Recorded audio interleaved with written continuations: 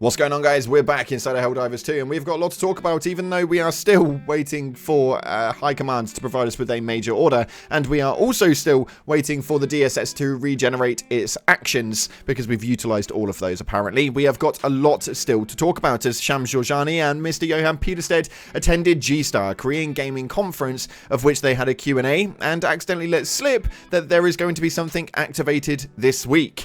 We've got loads to take a look over, and you guys are going to be excited for this one. If you haven't already, smash that beautiful blue thumbs up and subscribe with post notifications turned on. It'd be greatly appreciated. And make sure you check out our sponsor, Gamersubs, the company that provides the ultimate energy drink for gamers, streamers, and creators, packed with clean energy, nootropics, and zero sugar. Gamersubs gives you a sustained mental clarity, focus, and endurance without the crash. Whether you're grinding for hours in your favorite game, studying for exams, or just tackling creative projects, Gamersubs fuels your drive without jitters. But again, it's got zero sugar, boost focus and mentality, no crash, just clean energy with a variety of delicious flavors designed for gamers, perfect for everyone. Fuel your game, power your day, drink Gamersubs, and use code CloudPlays at checkout. The link's in the description. Let's go and see what it is that's happening inside of the game right now. So as you can see right here on screen, the major order, we are still waiting for High Command, but your personal order is to kill 50 enemies using the orbital 380 barrage, as if you haven't had enough of that bloody stratagem this week. But nonetheless, I digress.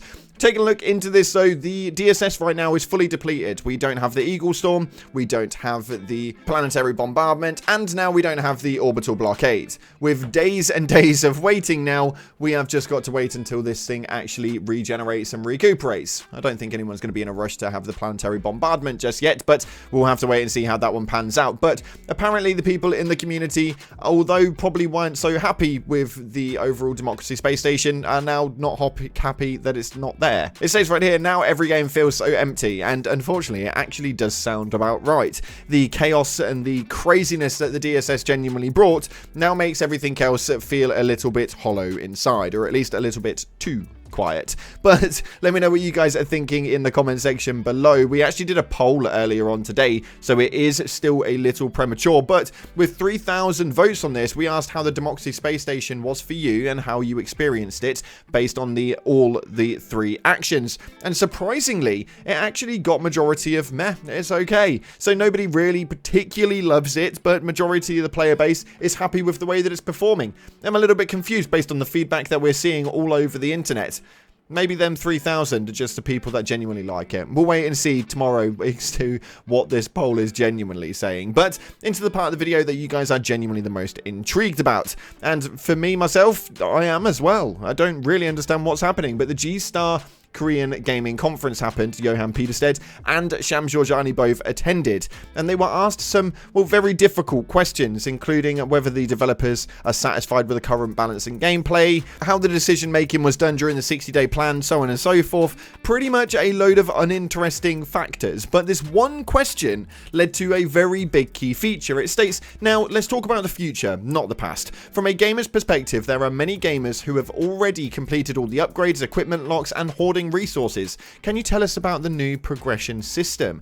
Now, Mr. Johan Peterstedt states this is a topic that we were thinking about the most right now, and Shams Georgiani states right here, we already knew that there were a lot of gamers who had completed the progress in April or May. We added one more difficulty level and one more ship module, but as I said before, we are more focused on fixing the problems at that point than on something new. At this point, we're focusing on creating content that gamers can immerse themselves in. As of today, November 14th, the Democracy Space Station has been activated. The gamers with a lot of resources can invest their resources. More features will be activated next week. Make sure we take a listen to that one, guys, because we're going to come back to it. Starting today, gamers can vote to choose what they want and what they will receive by voting. We will continue to add more player participatory content like this in the future. In addition to this, we are also planning crossover collaborations with other IPs. We don't want to do too many crossovers, but we are considering appropriate collaborations that fit the game's atmosphere.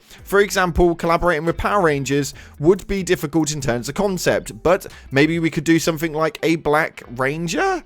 Okay, we're going to take a look into that one in just a second, but what we do need to state is that right here it says more features will be activated next week.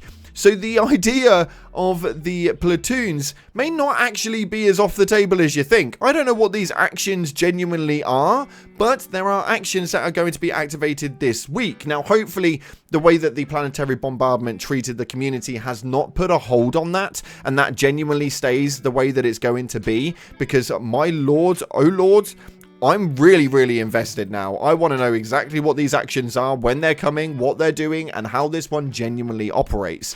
Because I don't have a clue what else they are bringing to the table as far as things just being quote-unquote activated. It's a very, very big statement to make. So I hope that Shams Georgiani is not completely just juicing us up with nothing here. It's quite a big factor. But yeah, I'm sure that you guys are really intrigued as well. And my lord, we're not going to glaze over the factor of the Black Power Ranger. No, please do not put Power Rangers into Helldivers. I think that although it would be a very cool concept, we don't want to become one of those joke games. Make sure if you are going to do crossover collaborations with other IPs, that it is at least relevant to the Helldivers universe and what it can bring. I don't mind the idea of Warhammer being a crossover at the moment, although even then, I'm not too sure I'm 100%, but I want to know what your opinions are via the comment section below. Let me know what you guys are thinking. A Power Rangers collaboration, I really, really hope he plucked that one out of nowhere and that there's no general premise around that one and that they're not actually looking at it.